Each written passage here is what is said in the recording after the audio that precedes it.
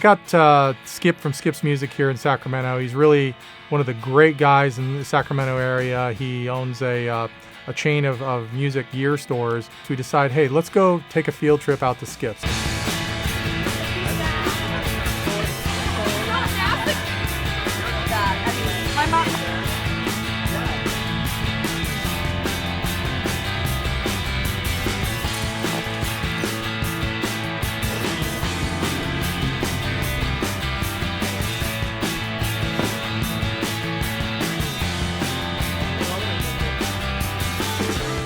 You want to buy guitars, keyboards, and so forth. Everybody goes to Skip. He's the guy. In addition to just having these music stores, he's a collector, and he actually has an incredible, extensive collection of rare musical instruments. And he gave this most incredible history lesson about the guitars. I had no idea. He has probably the definitive guitar collection in the world. I'll tell you the quick story on that. I opened the store with about $5,000 and 12 guitars that I played on the road in the 60s. I decided it was much easier to hire the closing band for us. So I hired Hendrix to close for us, Joplin to close for us, the Doors to close for us, and everybody else.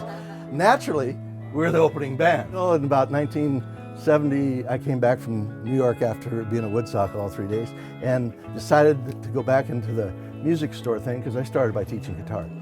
Opened a little store on $5,000 and my guitar collection of about 12 guitars, put them 10 feet apart, amp in between them, and hope somebody would come and visit me and buy something.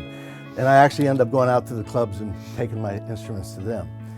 The one thing I swore is if I could just get that $5,000 back and buy 12 guitars back, I'd have my investment back and I hadn't lost anything. Fortunately, 37 years later, I haven't had to do that. But I never stopped buying guitars. So that's why I've got 1,000 guitars in my collection now, roughly.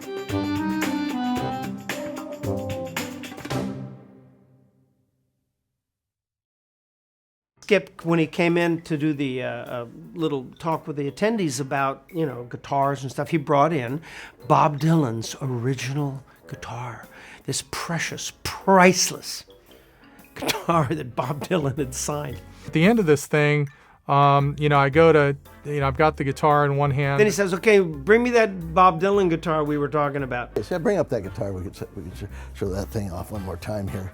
Oh, the old. Whoa! As it turns out, the way music stores are, there's like stands and there's tripods and there's chairs and there's all sorts of stuff that you can potentially trip over, which is actually the case for me. Bring up that guitar. We could show that thing off one more time here. Oh, the old. Whoa! Oh! Jesus! You okay? Go to hand him this thing, and I trip over one of these folding chairs, and I land on this guitar. Whoa!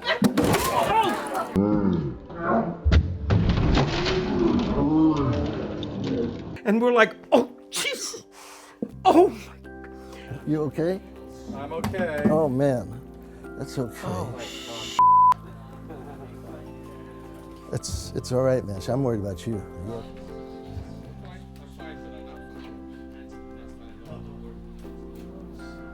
This guitar has this massive hole in it now. It's like ruined. It's useless. Sorry. It's all right, man. I'm worried about you. And then, of course, they copped to the joke that it was just, this fake, this little fake guitar. This wasn't actually Bob's guitar. They fool me. Again, I had no idea they were going to do this. You can go rest assured, Mitch is not in that much trouble right now. Other than, do you believe he would sacrifice himself that much? Good stunt To fall. do that. God dang. New line of work for me, right? Let's hear it for Mitch. That was a good stunt fall.